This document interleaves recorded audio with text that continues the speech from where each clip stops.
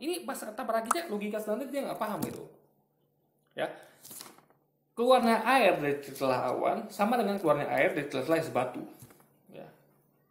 Anda bayangkan air yang keluar dari celah es batu. Es batu kan dari air. Air semua, guys. Es batu itu dari air semua. Kecuali ada tambahkan apa gitu. Tapi air es batu murni dari air. Dia berbentuk batu, bulat, keras gitu, guys. Atau petak, apapun itulah. Pentingnya keras gitu. Belum ada air ya kan? Hanya ketika Anda keluarkan dari kulkas, Anda letakin itu di atas lah misalnya, dia akan keluar air dari setelah batu, guys. Sama kayak awan. Awan juga dari air kan, awan itu kan. Ditiup angin, Allah kumpulkan, lalu jadi berat. Baru dari setelah awan itu keluar air. Sama kayak keluarnya air dari setelah batu. Ini tanpa lagi selagi ini dia nggak paham, guys. Error ya jadi. Berasal dari celah awan. Sampai di sini paham ya? Kita paham, Anda aja nggak paham. Karena anda tidak cerdas gitu. Nah, Al-Quran surah 65 ayat 12 menyatakan bahwa Allah menciptakan 7 lapis langit dan 7 lapis bumi. Nah, ingat. Langit yang di sini adalah beda sama bumi. Lapisan bumi adalah bumi yang kita tempat ini. Ada berlapis-lapis sampai kerak bumi, ada 7. Itu ada di ilmu pengetahuan yang membahasnya, guys. Lapisan kerak bumi itu ada 7. Nah, lapisan langit beda. Ini lapisan langit ada pembahasan di IPA itu ya. Itu di geografi atau astronomi, saya lupa itu. Itu ada langit bumi, ada langit luar. Paham ya? Langit bumi ya, itu beda sama yang langit luar. Ayat yang ngomong ini di sini adalah langit luar, langit secara global. Yang langit dalam itu berisi bintang-bintang ya, berisi galaksi-galaksi. Itu baru langit pertama. Ingat, langit pertama adalah langit yang berisi bintang-bintang. Ini semua galaksi yang Anda lihat, galaksi, bintang-bintang, semua ada benar-benar langit. Itu masih langit pertama. Langit kedua, langit di atasnya. Jadi gini, ada hadis ya, yang jelas Nabi Muhammad mengatakan gini. Bumi itu ibarat cincin dilempar pada pasir. Jadi bumi itu sebesar cincin, ibaratnya cincin yang dilempar pada pasir. Padang pasir adalah langit pertama. Jadi Anda bayangkan betapa luasnya langit pertama ini. Jadi bumi itu seperti cincin. Dan itu betul. Coba Anda bayangkan ya, Anda bayangkan berapa besar bumi, berapa besar matahari, galaksi apa semuanya. Bumi kan betul seperti cincin kan, kecil banget dibandingkan padang pasir. Jadi bumi yang dilempar, cincin dilempar padang pasir, sama kayak bumi ada dalam langit pertama alam semesta ini, guys. Isi bintang-bintang ini, galaksi. Jadi dari mana bisa Nabi Muhammad tahu hal itu? Kalau ngomong tentang cincin itu bulat. Jadi bumi seperti cincin. Bulat. Kenapa Nabi ngomong cincin? Ya, kan cincin itu bulat, guys. Cincin yang melingkari emas itu bulat. Di situ dari hadis itu kita tahu bahwa bumi ini bulat. Jadi Nabi mengatakan bumi seperti cincin. Nabi mengatakan bumi seperti apa gitu? Pemadani enggak. Coba Nabi katakan bumi seperti pemadani enggak. Bumi seperti cincin kata Nabi. Hadis yang ya, Nabi sampaikan dari Allah langsung. Ya, pengetahuan dari Allah langsung. Bumi itu seperti cincin yang dilemparkan pada pasir. Lagi itu langit pertama itu pada pasir. Nah, bumi digabung dengan langit pertama, ya, yang tadi pada pasir itu luasnya langit pertama itu dibanding bumi cuma seperti cincin. Nah, bumi tadi digabung dengan langit pertama itu sama seperti cincin yang dilempar ke padang pasir. Padang pasirnya apa? Sekarang berubah jadi langit kedua.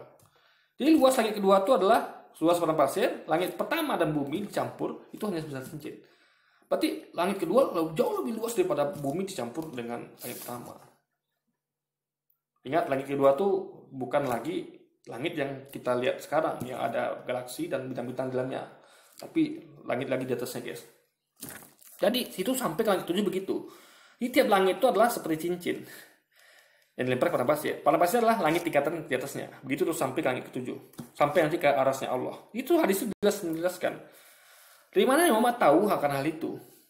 Padahal beliau dulu tidak sekolah. Dia pintar Muhammad ini, guys. Pintar, tapi kepintarannya dari Allah langsung, bukan dari hasil belajar. Ya. Paham ya? Pintarnya adalah karunia dari Allah. Dia mengetahui tentang alam semesta.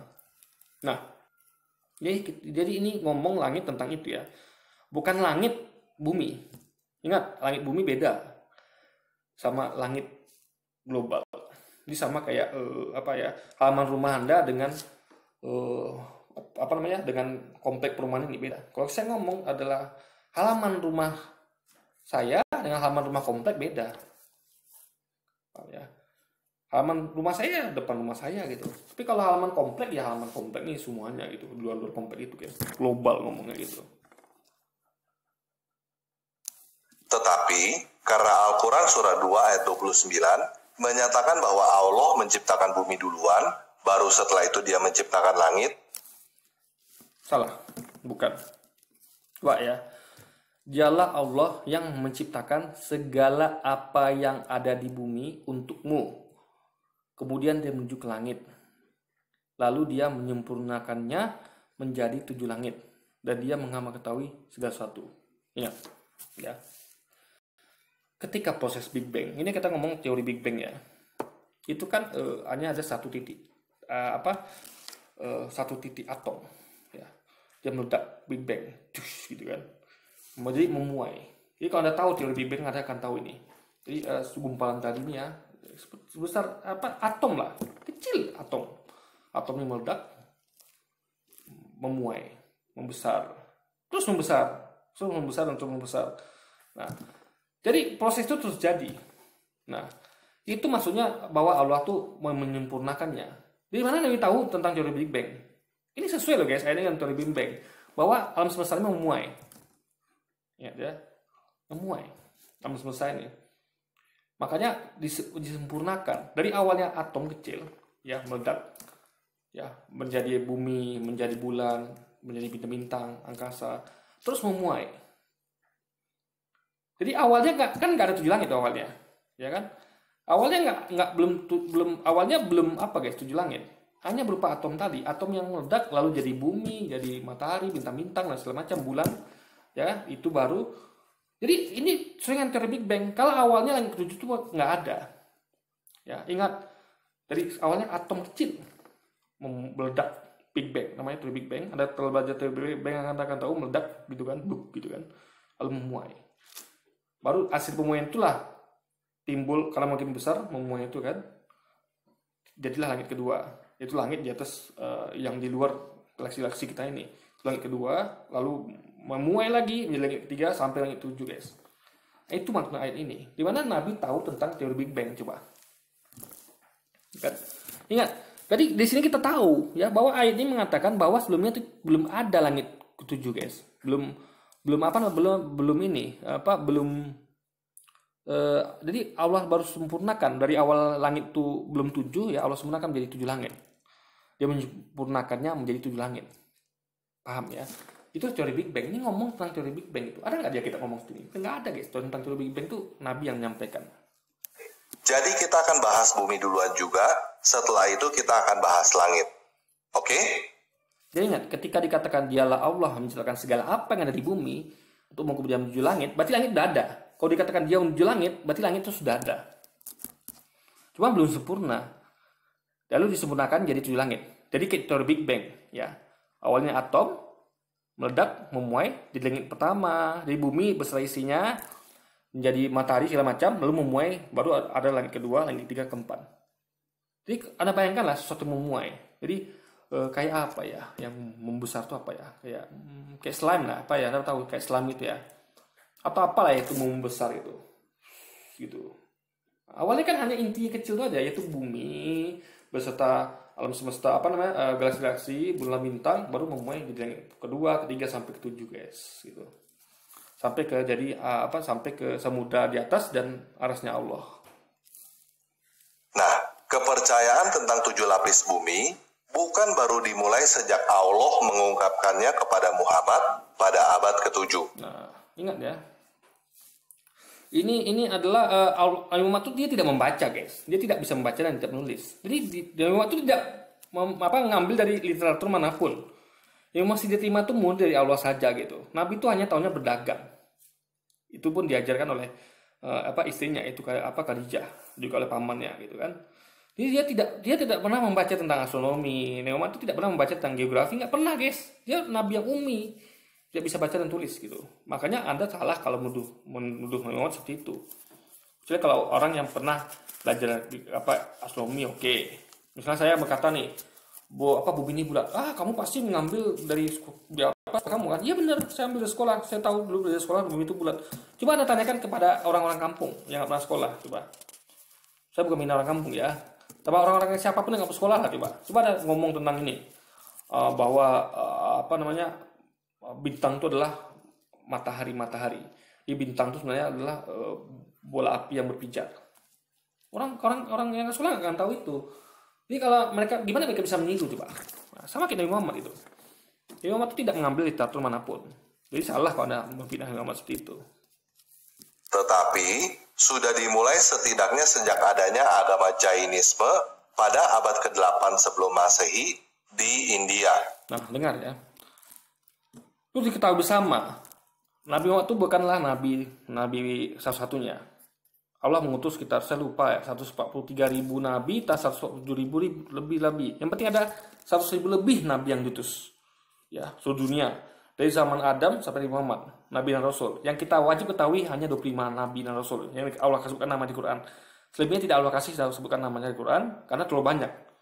Ya, ingat, ini daunnya di hadis. Kalau jumlah nabi dan rasul diutus dari sejak Nabi Adam sampai Nabi Muhammad itu adalah 100.000 lebih gitu. Nah, dan ini menjadi logis. Kenapa saya katakan? Karena Allah katakan kan, tidak ada satupun tempat di muka bumi yang tidak Allah utus nabi kepadanya. Jadi semua kaum itu dapat nabi. Jadi semua kaum itu harus utus nabi kepada kaum itu. Ya. Karena kalau enggak adil dong guys. Coba Allah utus nabi hanya kepada bangsa Israel. Lalu bagaimana yang orang-orang yang hidup di China dulu, atau keturunan Adam yang hidup di Afrika, di Amerika, suku aborigin Australia, itu bagaimana coba? Nggak adil dong. Ya kan? Masa orang Israel saja yang masuk surga, orang-orang aborigin enggak gitu. Nah, dari ini logis sekali, makanya Allah mengutus 100.000-an lebih nabi sejak zaman Nabi Adam hingga ke zaman Nabi Muhammad. Mereka mendatangi tiap-tiap kaum di mana saja tempat di muka bumi ini, dari fase Adam sampai Nabi Muhammad. Ini jadi logis, karena ingat dulu nggak ada zaman internet. Sekarang aja zaman internet ada, itu ada berapa gubernur, ada berapa utusan ya gubernur, wali kota, apalagi camat, lurah, kepala desa. Coba. Kalau sekarang mungkin gampang, Anda tinggal buat situs web, Anda sebarkan, orang langsung tahu informasi dari koran, dari apa. Dulu kan nggak ada. Orang harus datang ke tempat lain untuk memberitakan. Kayak saya nih, saya perlu memberitakan kayak Tuhan, memberitakan tentang kehadirannya. Tentu melalui para nabi utusannya. Utusan, kita sering dengar kata utusan ini di Alkitab maupun Quran. Yang mengutus nabi-nabinya tiap-tiap kaum. Coba. Ini nabi itu tidak perlu berjalan jauh. Jadi nabi itu nggak perlu jalan dari Afrika sampai ke Amerika. Tiap-tiap tempat tuh Allah utus nabi kepadanya guys. Maka jangan heran ketika banyak Anda temukan banyak ajaran yang mirip dengan Islam. Karena mereka sebenarnya adalah Islam. Ya, karena ingat ya, bisa jadi nabi itu kan Allah utus pada tiap kaum. Termasuk kaumnya ini, coba. Nah, kalau ada kemiripan dengan Islam, ya, itu bisa jadi ya, kuat dugaan ya. Asumsinya ini bukan asumsi sih guys, tapi asumsi yang kuat. Kalau sama dengan yang disampaikan oleh Nabi Muhammad, itu kuat dugaan itulah salah satu dari nabi yang jumlahnya 100.000 tadi guys, yang diutus ke tempat ini gitu. Makanya ada kesamaan di situ. Paham ya logikanya? Jadi, kepercayaan tentang 7 lapis bumi berasal dari kepercayaan pagan yang diadopsi atau disetujui. Jadi sekali lagi ya, bukan begitu logikanya. Jadi Allah tuh bukan menyetujui ajaran pagan ini, enggak. Di antara ajaran pagan ini, ya, jadi gini guys, ajaran pagan itulah ajaran buatan manusia. Ya, ingat, pagan itu buatan manusia di zaman lampau, yang mana mereka tuh dari kepala mereka. Bisa jadi karena mereka melihat sesuatu, atau bisa jadi ada adopsi dari mana gitu. Nah ingat, ajaran pagan itu ya, walaupun pagan namanya, tentu dia ada sumber gitu. Bisa jadi mereka ambil sumber dari nabi yang diutus tadi, salah satunya dari 100.000 tadi gitu. Makanya kalau ada yang lihat ada mirip dengan Islam, itu bisa kuat dugaan itu adalah berasal dari ajaran dari nabi itu. Ingat ada 100.000-an lebih nabi dari Adam sampai ke Muhammad. Jadi tinggal nengok aja ajaran sama nggak dengan Islam ajarkan. Berarti mereka lah nabi itu. Karena Islam bukanlah agama yang baru. Islam itu bukan agama yang dibawa Nabi Muhammad baru pada waktu itu. Islam sudah ada sejak awal mula manusia diciptakan. Makanya kita percaya Nabi Adam beragama Islam. Semua nabi itu beragama Islam. Nabi Adam, Nabi Musa, Nabi Isa atau Yesus itu agama Islam semua, guys. Jadi Islam itu sudah ada sejak awal mula, sejak manusia Adam pertama diciptakan. Kristen yang baru ada di Antioquia 300 tahun setelah Yesus pergi, itu faktanya. Jadi kalau kita ngomong mengenai agama pertama itu agama Islam. Cuman tentu ada diselewengkan, karena sepanjang sejarah kan kita terlalu banyak penyelewengan, ya. Ajaran Nabi Isa diselewengkan jadi Kristen, ajaran Nabi Musa jadi Yahudi gitu. Itu akidah Islam loh. Jadi jangan Anda katakan ini adalah pisahan agama atau hoax, enggak. Saya ngomong tentang akidah Islam. Terserah kalau ada percayaan lain lagi gitu. Oleh Allah di dalam Al-Quran. Namun, sayangnya, sains menemukan bukti bahwa bumi tidak terdiri dari 7 lapisan. Sains menemukan bahwa bumi terdiri dari 4 lapisan, yaitu lapisan kerak, di mana kita hidup, kemudian di bawahnya ada lapisan mantel, lapisan inti cair, dan lapisan inti padat.